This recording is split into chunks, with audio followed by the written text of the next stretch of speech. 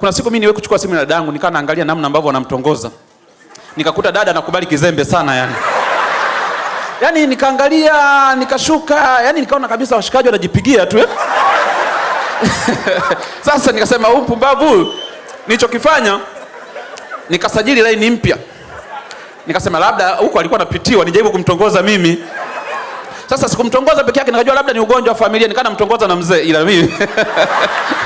Wote wawili. Nikaanzaga na dada. Nikamwambia Rebeka mambo poa. Nani? Nikamwambia Lusako. Majina ya Mbeya hayo. Kaniambia okay, niambie Lusako. Nikasema poa mzima. Nikasema huyu ameanza kukubali tayari, mzembe huyu. Sasa mimi na chat naye, niko hapo namwangalia hapo sebleni. Mwambia poa, anasema tunaweza kuonana Jumamosi. Akasema hapana, nasafiri naenda South Africa. Nilicheka pale sebleni. Mpaka yeye mwenyewe alishtuka. Akasema wewe unacheka nini? Akasema kuna watu waongo. Nikashangaa mwenyewe ananijibu hata mimi mwenyewe sipendi sana uongo. Watu naona ananidanganya hapo hapo.